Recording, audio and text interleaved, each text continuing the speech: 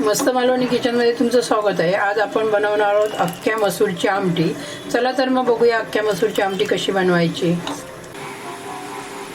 मस्त मालवणी किचनमध्ये तुमचं स्वागत आहे। आज आपण बनवणार आहोत अख्ख्या मसूरची आमटी। तर हे बघा, इथे एक वाटी मी मसूर घेतली आहे।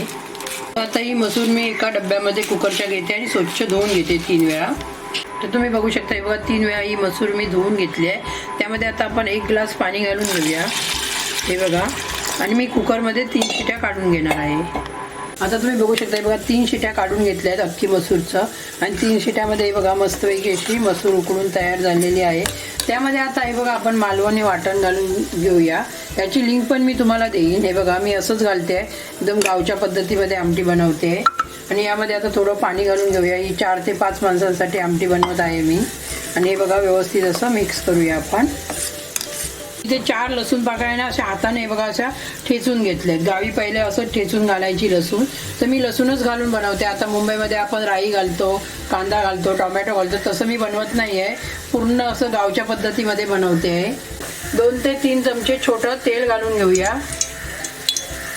बघा 4ही लसूण पाकळ्या आपल्याला घालून घ्यायचे आहे। गॅस एकदम स्लो ठेवायचा आहे आपल्याला। तर हे बघा आपलं लसूण थोडी करपली पाहिजे। आता हे बघा पाव चमचा हळद घालून घेते। गॅस एकदम स्लो ठेवायचा। आणि हा मालवणी मसाला, याची पण मी लिंक तुम्हाला देईन कसा बनवलाय घरी तो। आणि हे बघा थोडं मसाला आपल्याला असं तेलामध्ये भाजून घ्यायचा आहे। हे बघा आता आपण त्यामध्ये मसूर घालून घेऊया।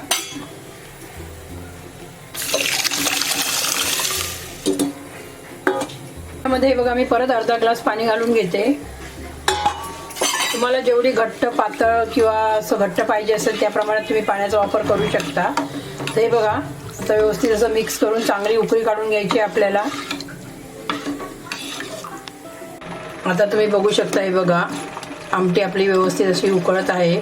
मी आता हिला 5 ते 10 मिनिटं अशीच व्यवस्थित उकळून घेणार आहे।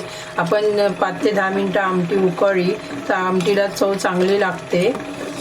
तर तुम्ही बघू शकता, हे बघा हे बघा मी त्यामध्ये 2 कोकम घालत आहे। हे बघा, आणि परत आपण 2 मिनिटं उकळून घेऊया। आता हे बघा मीठ घालून घेऊया आपण। कोकम टाकल्यानंतर आपल्याला 1 ते 2च मिनिटं आमटी उकळून घ्यायची आहे। आणि कोकम जास्त वापर करू नका, 1 किंवा 2च कोकम घालून घ्यायचे आहेत आपल्याला, नाहीतर आमटी खूप आंबट होईल। तुम्ही बघू शकता, हे बघा आपली मसूरची आमटी तयार झालेली आहे। आणि ही आमटी कशी वाटली ते नक्कीच मला कमेंट करून सांगा। यामध्ये मी कांदा, टोमॅटो, कोथिंबीर, कढीपत्त्याचा वापर केला नाही आहे। फक्त ही गावच्या पद्धतीमध्ये असं लसूण ठेचून घालूनच वापर केला आहे, आणि कोकम वापरून। तर तुम्ही बघू शकता, हे बघा मसूरची आमटी तयार झालेली आहे। ही आमटी कशी वाटली ती नक्कीच मला कमेंट करून सांगा। आणि माझ्या चॅनलला सबस्क्राईब करा, लाईक करा, जास्तीत जास्त शेअर करा। धन्यवाद।